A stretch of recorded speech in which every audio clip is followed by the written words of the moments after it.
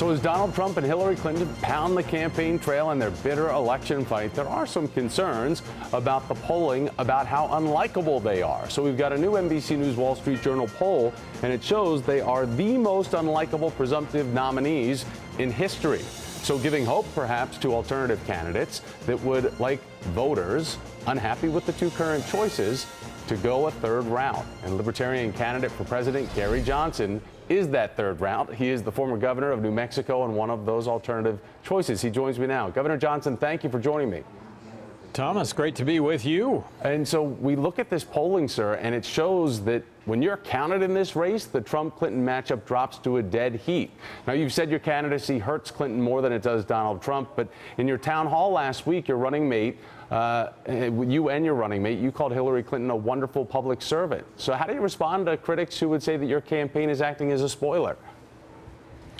Well, I do think that we do take votes from both sides. Look, I think Hillary is going to grow government. I think her answer for everything is more government. I think she's been the architect of our foreign policy, that if it continues, the world's going to continue to be less safe as opposed to more safe. And hey, when it comes to Donald Trump, starting with immigration, deporting 11 million undocumented workers, building a fence across the border, killing the families of Muslim terrorists, bringing back waterboarding or worse, free trade. That doesn't mean forcing Apple to make their iPads and their iPhones in the United States, and it doesn't mean a 35% tariff on imported goods. So I think we've got big differences with both parties, that there's a big highway right down the middle that most people in this country occupy. I'm making the case that that's libertarian. It's just that people don't know it. I know that we, and certainly in this campaign cycle, as crazy as it has been,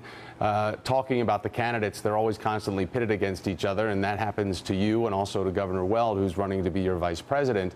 But when it comes to your website, I know it says, we need to make America sane again, kind of taking off the launching pad of Donald Trump's mantra. But you say that in respect to that you think it is insane to want to build a border wall with the United States and Mexico.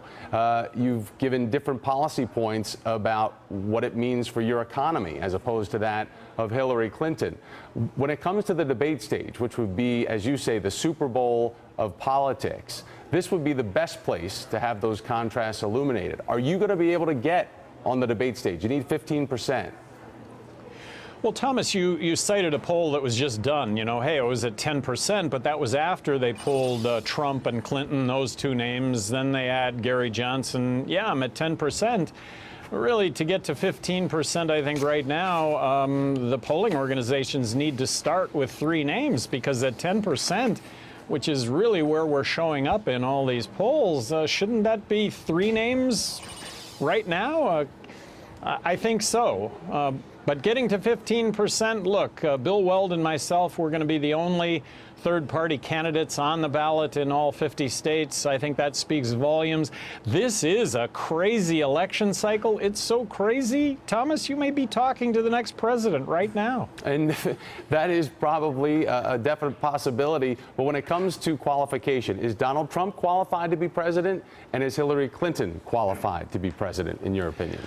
Well, you can't say that they're not qualified, but Bill Weld and I are going to make the case that, look, you got two former Republican governors that got reelected in heavily blue states, and were successful. I think that combination can also apply to Democrats serving in Republican states.